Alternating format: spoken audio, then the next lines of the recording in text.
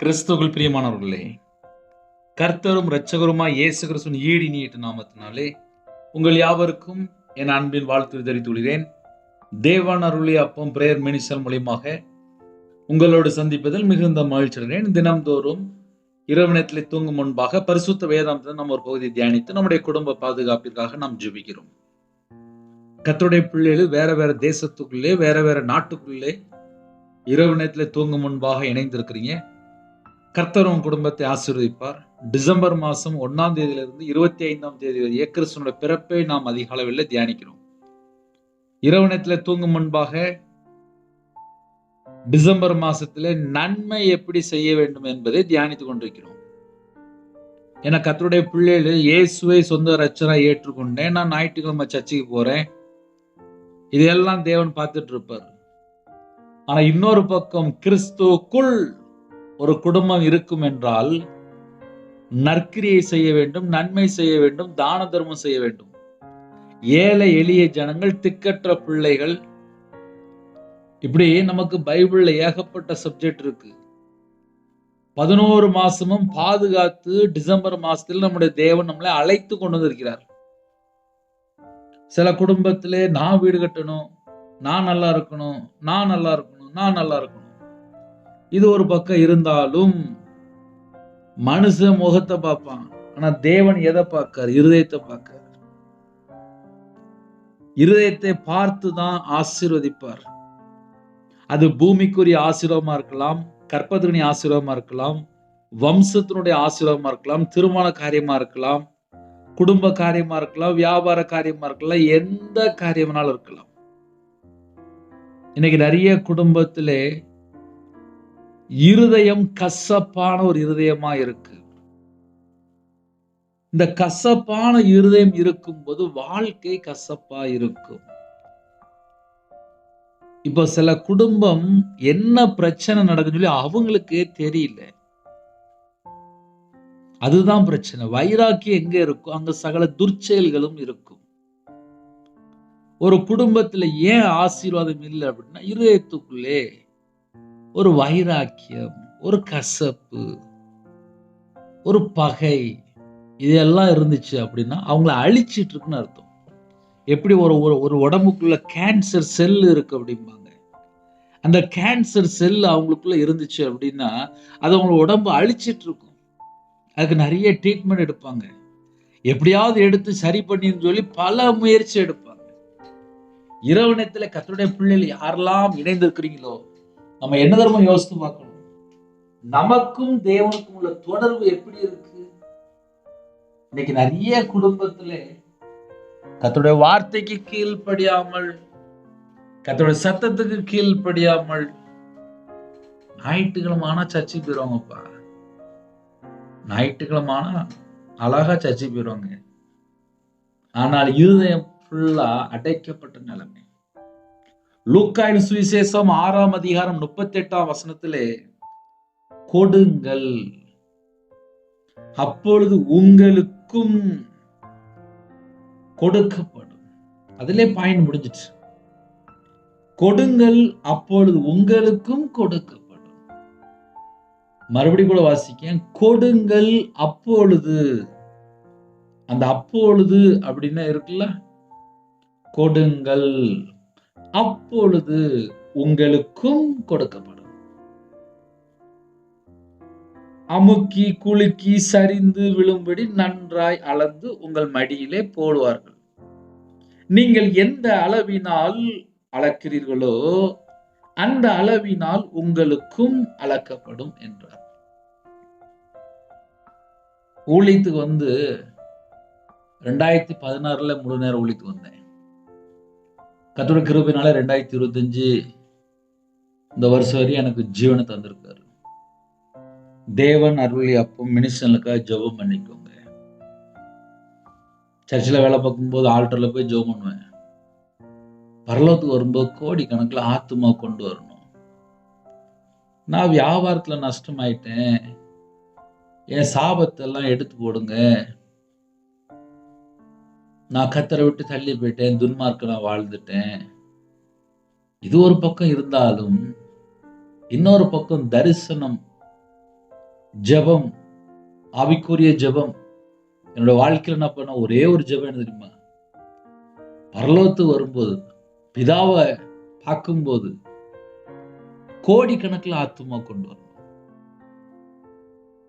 கர்த்தருடைய கிருபையினாலே Bible college படிக்க கர்த்தர் கிருபை செய்தார். 5 வருஷம். அந்த 5 வருஷமும் பைபிள் காலேஜ் படிக்க என்கிட்ட பணம் கிடையாது. நான் முழு நேர ஊழியக்காரன் தான். குடும்பமா முழு நேர ஊழியம். மனைவி, பிள்ளைகள். ஒரு மகா இருக்கா. குடும்பமா ஊழியம். குடும்பத்திலே 3 பேருமே அபிஷேகம் பண்ணப்பட்டு கர்த்தருக்காக, அவ்வளவுதான். எங்க வாழ்க்கை கர்த்தருக்காக, அவ்வளவுதான். அந்தந்த நாள் அந்தந்த பாடு. இரவு மூலமா தேவனுக்காக ஓடணும். நைட் நேரத்துல கையில பைபிள் எடுத்து வாசிக்க ஆரம்பிப்பேன். பைபிள் வசனம் வாசிக்கும்போது எந்த வசனத்துலயும் கூட ஆவியானவர் பேசுறாரோ உடனே கண்ணை மூடி உட்கார்ந்து ஜெபம் பண்ணிட்டு இருப்பேன். காலையில ஒரு 4-4:30 மணி ஆயிரும். வீட்டம்மா தூங்கி எந்திரிப்பா. அவ ஜெபம் பண்ண, நீங்க இன்னும் தூங்கலையா அப்படிம்பா. நான் பேசாம ஓடி போய் தூங்கிடுவேன். ஆவிக்குரிய வாழ்க்கையில வளரணும் அப்படின்னா எந்த அளவுக்கு தேவனுடைய வார்த்தையை நேசிக்கிறோம், தேவனுடைய வார்த்தையை எந்த அளவுக்கு நம்ம கை கொள்றோமோ அந்த அளவுக்கு தான் ஆசீர்வாதம். கொடுங்கள், அப்பொழுது உங்களுக்கும் கொடுக்கப்படும். என் வாழ்க்கையில கையில பைபிள் எடுத்து வாசிக்கும் போது யாரை நான் அனுப்புவேன்? நான் போறேன்ப்பா, நான் போறேன். நான் விக்கிரத்துக்கு, மாந்திரியத்துக்கு, மனுஷனை நம்பி கிட்டத்தட்ட ஒரு 13 லட்சம் 2008 இருந்து 2015 13 லட்சம் பணம் டிரான்ஸ்ஃபர் ஆயிருக்கு. ஒரே ஒரு மனுஷன் தான் மாந்திரியம் பண்ணி பணம் வாங்கிட்டே இருந்தான். லாஸ்ட் அந்த மனுஷன் தூக்குப்பட்டு செத்து போயிட்டான். உயிர் இல்லை, ஜீவன் இல்லை. எனக்கு யார் மாந்திரியம் பண்ணாலும் ஜீவன் இல்லை.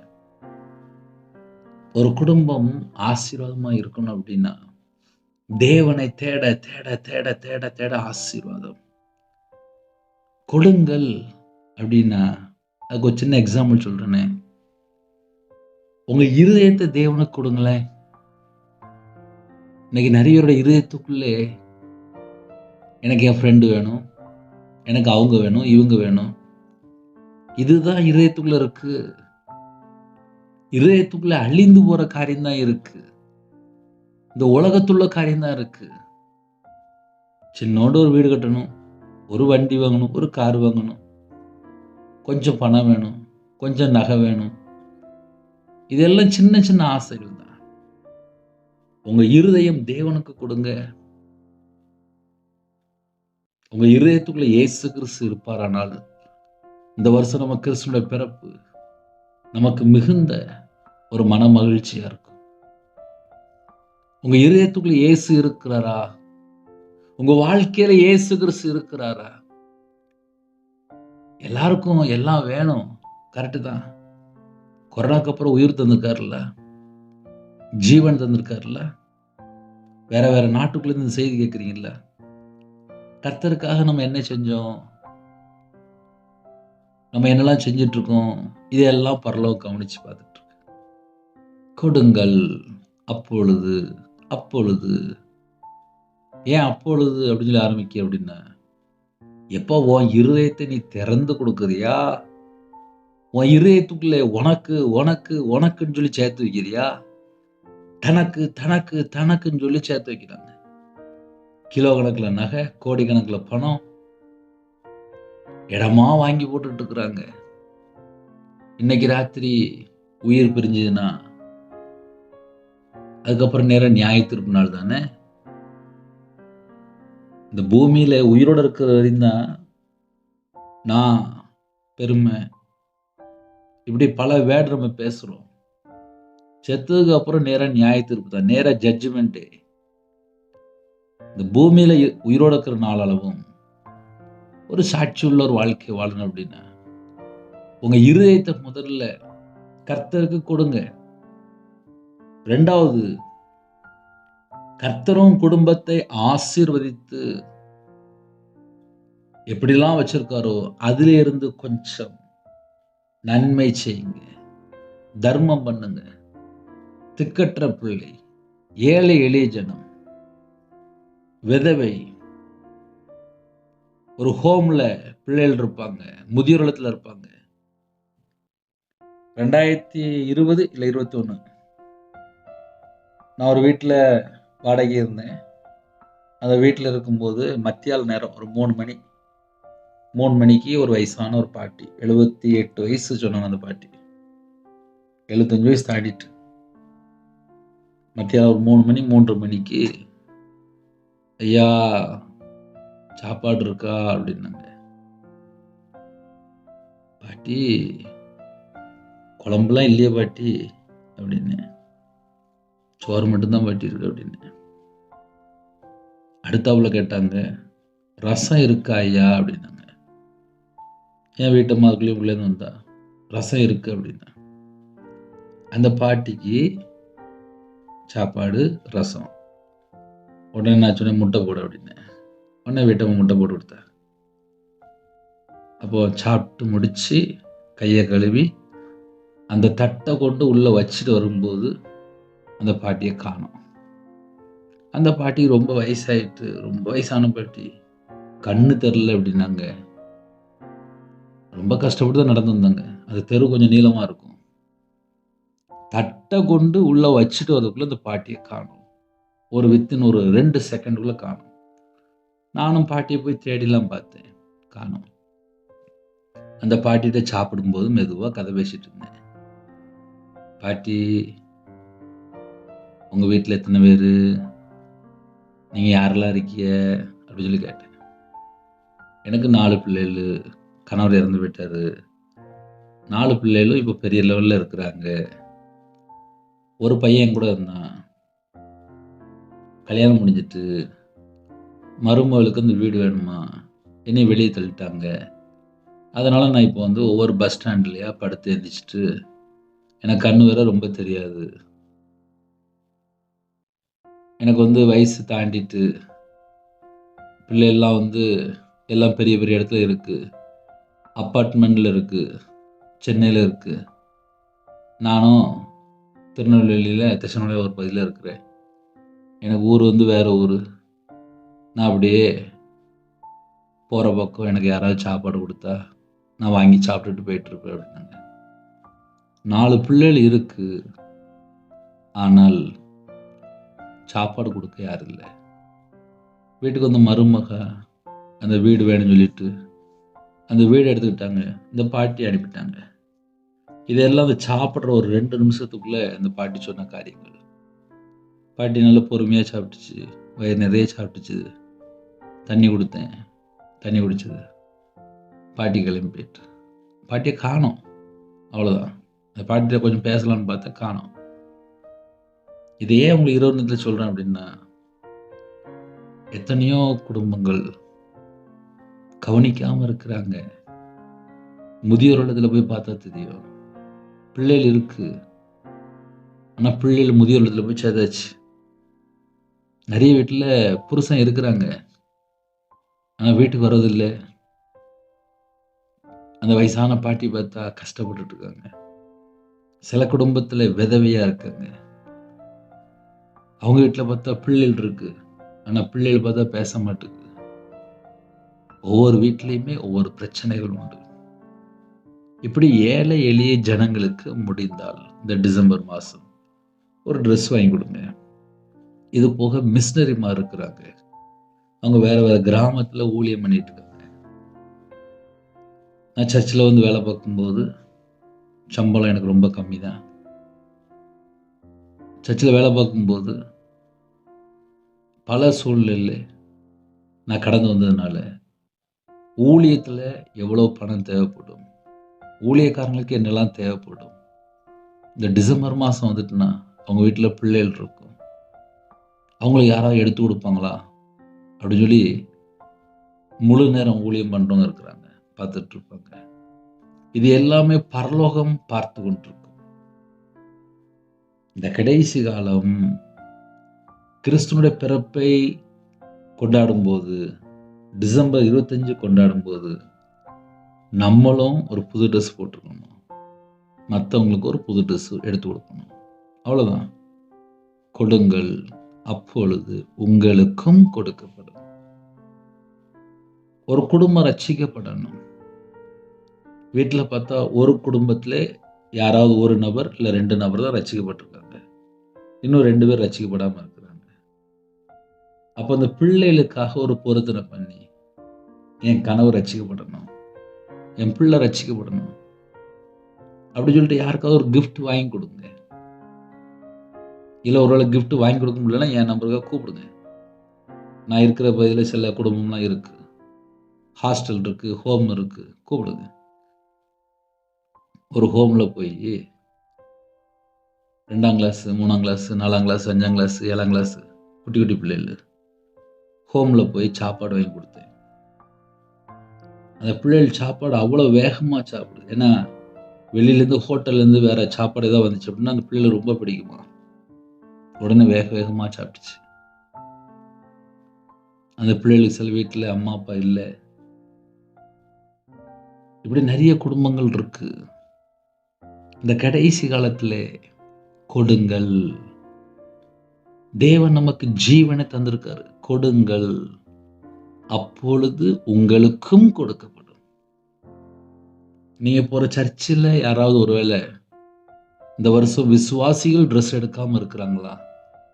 அவங்களுக்கு குடும்ப சூழ்நிலை என்ன, அவங்களுடைய வாழ்க்கை கனி உள்ள ஒரு வாழ்க்கையா இருக்கா? கொஞ்சம் பாருங்க. உதவ முடிந்தால் உதவுங்க. யாருக்கு உதவணும் அப்படின்னு சொல்லி பார்த்து உதவுங்க. இந்த கடைசி காலத்தில் கள்ள ஊழியர்கள், கள்ள தீர்க்கதரிசிகள் நிறைய பெரிய இருக்கு. இப்படிப்பட்ட காலத்துல தான் வாழ்றோம். பரலோகத்துக்கு போறதுக்கு இந்த பூமியிலே சுவிசேஷம் அறிவிக்கிறதுக்கு தேவன் கிருபை கொடுத்திருக்காரு. நீங்க இருக்கிற பகுதியிலே கிறிஸ்துவோட பிறப்பு ஒரு மிகுந்த ஆசீர்வாதமா இருக்கணும் அப்படின்னா கிறிஸ்துமஸ் அன்னைக்கு ஒரு சாப்பாடு செஞ்சு கொடுங்க, ஒரு கேக் வாங்கி கொடுங்க, ஒரு ட்ரெஸ் வாங்கி கொடுங்க. நீங்க போற சர்ச்சுக்கு கூப்பிட்டு போங்க. கிறிஸ்துவோட பிறப்பை மற்ற ஜனங்களுக்கும் சுவிசேஷம் அறிவிங்க. நீங்க எப்படி ரட்சிக்கப்பட்டீங்களோ அதை அப்படியே மற்றவங்களுக்கு சொல்லுங்க. என் வாழ்க்கையில் நான் ஊழியத்துக்கு வந்ததுக்கப்புறம் நான் எவ்வளோ கஷ்டப்பட்டேன், எப்படி முழு நேரம் ஊழியத்துக்கு வந்தேன், எப்படி பைபிள் காலேஜ் படித்தேன். பைபிள் காலேஜ் படிக்கலாம் எனக்கு காசு கிடையாது. ஒரு வயசான பாட்டி, 78 வயசு பாட்டி பைபிள் காலேஜ் படிக்கிறதுக்கு பணம் கட்டினாங்க. நான் உடனே என்ன பண்ணேன், என் மனைவியும் பைபிள் காலேஜ் படிக்கணும், அவளையும் பைபிள் காலேஜ் படிக்க வச்சு கர்த்தருடைய கிருபையினால ஒரு 4 டிகிரி வாங்க கர்த்தர் கிருபை செஞ்சாரு. ஆனாலும் பரலோகத்துக்கு போகணும் அப்படின்னா நான் கையில பைபிள் எடுத்து வாசித்து, நான் முழங்கால் போட்டு ஜெபம் பண்ணி, நான் தேவனுக்கு உண்மையா இருந்தா மட்டும்தான் பரலோகத்துக்கு போக முடியும். இந்த உலகத்துல எவ்வளவு சம்பாதிச்சாலும் அது பரலோகத்துக்கு கொண்டு போக முடியாது. அதையெல்லாம் இந்த பூமியில வச்சுட்டு தான் போக முடியும். இந்த நைட் நேரத்தில் இந்த செய்தி யாரெல்லாம் கேட்குறீங்களோ, உங்க இருதயத்துக்குள்ளே கர்த்தர் பேசி கொண்டிருக்கிறாரா? யோசித்து பாருங்க. ஏன்னா எத்தனையோ குடும்பத்திலே கர்த்தரை விட்டு தள்ளி போற காரியங்கள் 1000 காரியங்கள் இருக்கு.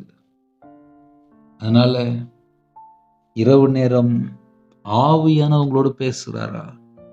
கொடுங்கள், அப்பொழுது உங்களுக்கு கொடுக்கப்படும். நான் சர்ச்சில் வேலை பார்க்கும்போது ஒரு வீட்டுக்கு போனேன். அந்த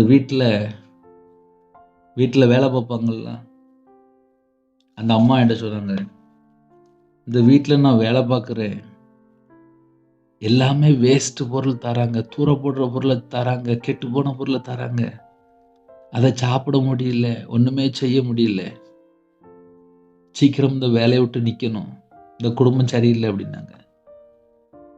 அப்படின்னா என்ன அர்த்தம் அப்படின்னா, வேலையை ஃபுல்லாக வாங்குறாங்க, ஒரு நேரம் சாப்பாடு கொடுக்க மாட்டேங்காங்க, ஒரு நல்ல சம்பளம் கொடுக்க மாட்டேங்காங்க, ஒரு நல்ல ட்ரெஸ்ஸு கொடுக்க மாட்டேங்காங்க. அந்த அம்மா பார்த்தா புறஜாதி, கர்த்தரை அறியாதவங்க. இவங்க பார்த்தா கர்த்தரை அறிந்தவங்க. உங்க வீட்ல ஒரு வேலைக்காரங்க வராங்களா? அவங்களுக்கு ஒரு நல்ல ட்ரெஸ் வாங்கி கொடுங்க. அவங்களுக்கு சில உதவிகள் பண்ணுங்க. இந்த டிசம்பர் மாசம் வந்துட்டா, ஒருவேளை நீங்க ஒரு பெரிய போஸ்ட்ல இருக்கிறீங்களா? ஒரு ஆபீசரா இருக்கிறீங்களா? ஒரு அதிகாரத்துல இருக்கிறீங்களா? ஒரு வியாபாரம் பார்க்குறீங்களா? கர்த்தர் உங்களுக்கு எந்த அளவுக்கு உயர்த்தியிருக்காரோ, நீங்க இருக்கிற பகுதியிலே, வேலை செய்ற இடத்திலே, ஏழை எளிய ஜனங்களை கண்ணோக்கி பாருங்க. கர்த்தருடைய பிள்ளைகளு இந்த செய்திய கேட்டதுக்கு அப்புறம் யாருக்காவது உதவி செஞ்சிருங்க.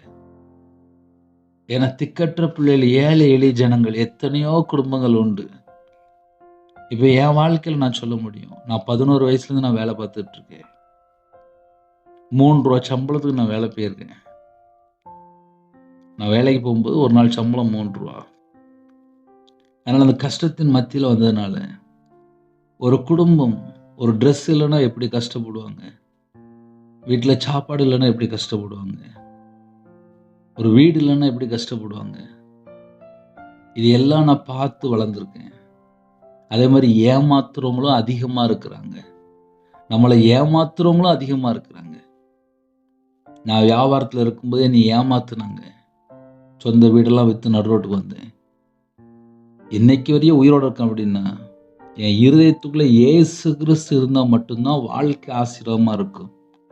இன்னைக்கு ஏன் ஒரு குடும்பத்துக்குள்ள ஆசீர்வாதம் வரமாட்டுக்கு அப்படின்னா, இந்த உலகத்துள்ள காரியத்தை திரும்பி பார்க்குறாங்க. ஒரு பக்கம் விக்கிரத்துக்குள்ள போயிறாங்க. இன்னொரு பக்கம் தண்ணி அடிக்க போறாங்க. இன்னொரு பக்கம் பார்த்தா விபச்சாரம். இன்னொரு பக்கம் பார்த்தா கஞ்சா. இன்னொரு பக்கம் பார்த்தா போதை அடிமை. இது எல்லாம் அந்த குடும்பத்துக்குள்ள பலவிதமான பிரச்சனை தான் வந்துட்டு இருக்கும். ஒரு குடும்பம் இயேசுவை சொந்த இரட்சகரா ஏற்றுக்கொண்டதுக்கு அப்புறம் எப்படி வாழணும்? வாழ்க்கை முறை.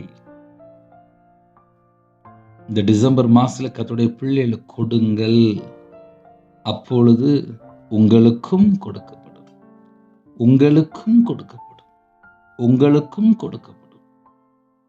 ஐயா, நான் 2026ல நான் நல்ல ஆசீர்வாதமா இருக்கணும். சரி, இந்த மாசம் நம்ம என்ன செஞ்சிட்டு இருக்கோம்? பரலோகம் பார்த்துட்டு இருக்கு.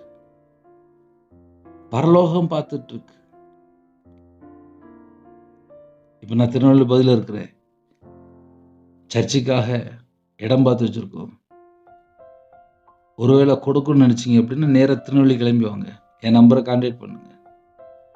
இடம் வாங்க வேண்டியிருக்கு. எத்தனையோ காரியங்கள் செய்யலாம். கோடிக்கணக்கில் சம்பாதிச்சு சேர்த்து வச்சிருப்பாங்க. நிம்மதி இருக்காது. ராத்திரி பார்த்தா தண்ணி அடிச்சிட்டு இருப்பாங்க. வீட்டில் பார்த்தா புருஷன் முன்னாடிக்குள்ள நிம்மதியே இல்லை. ஏன்? கொடுங்கள் போட்டிருக்கு. எல்லாம் தனக்கு தனக்கு தனக்கு தனக்குன்னு சொல்லி சேர்த்து வச்சுக்கிட்டு நிம்மதியே இல்லை நிறைய வீட்டில். இதெல்லாம் அப்படியே உள்ளதை சொல்லிட்டு இருக்கு.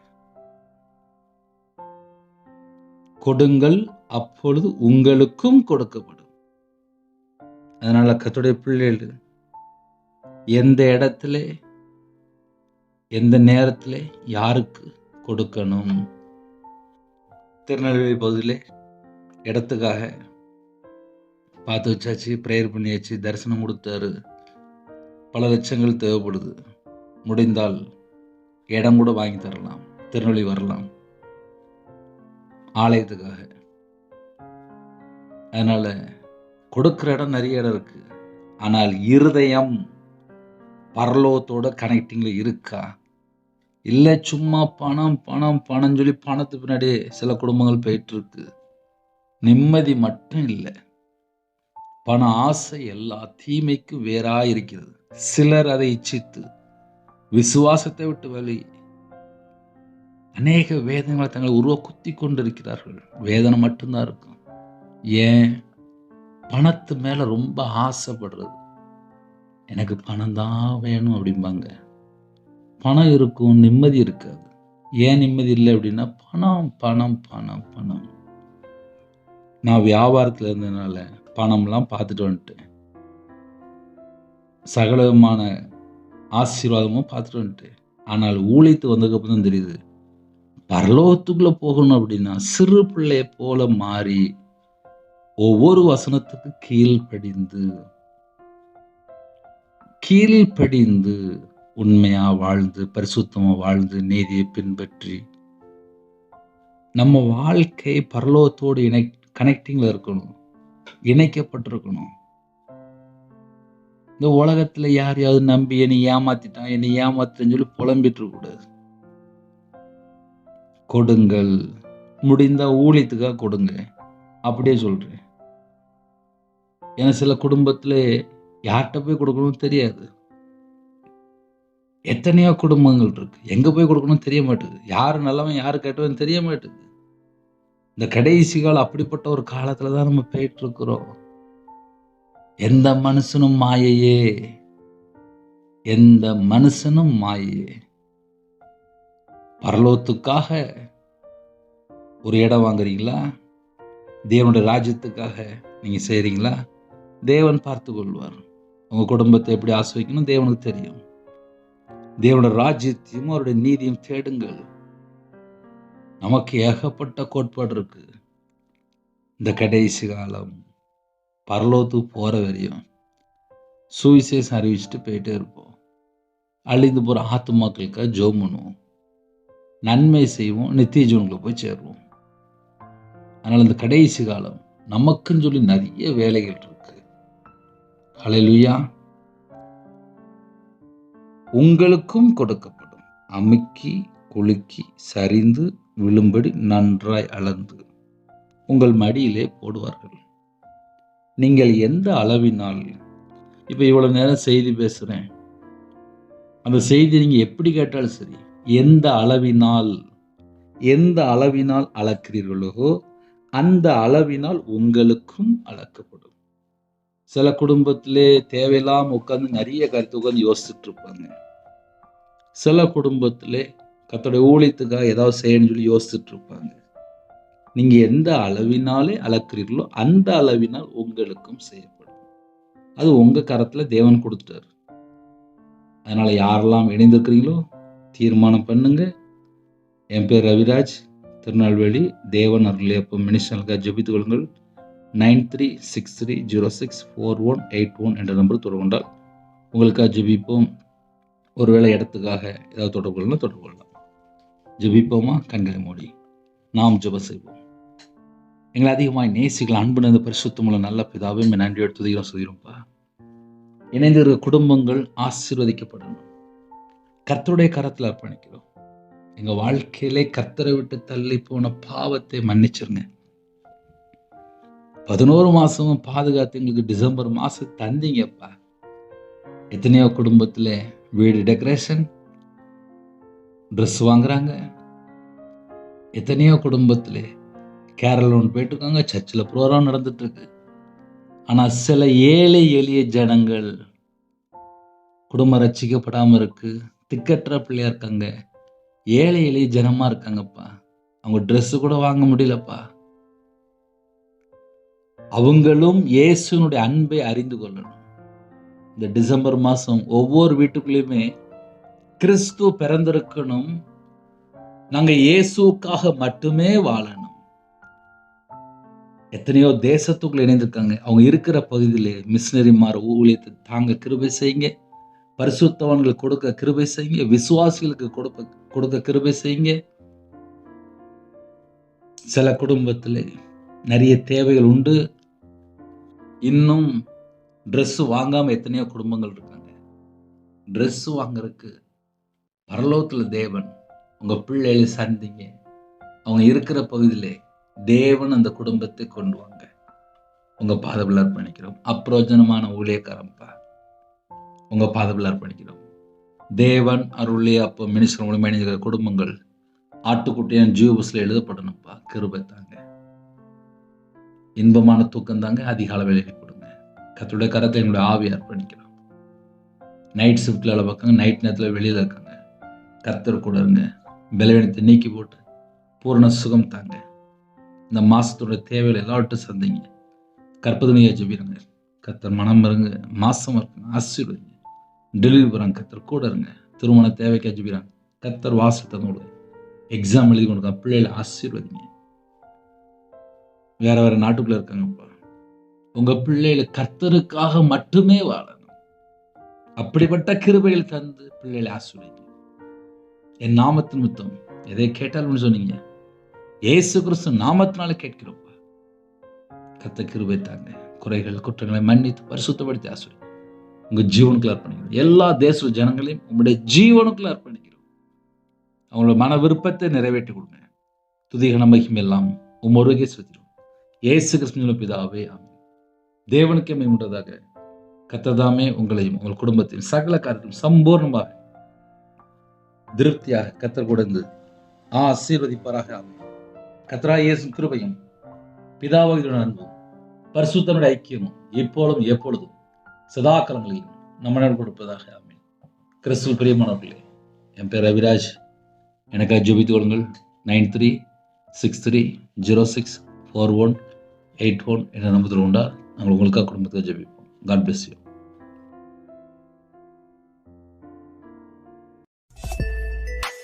Thanks for watching. Please subscribe our channel. Click the like and share. Click the bell. God bless you.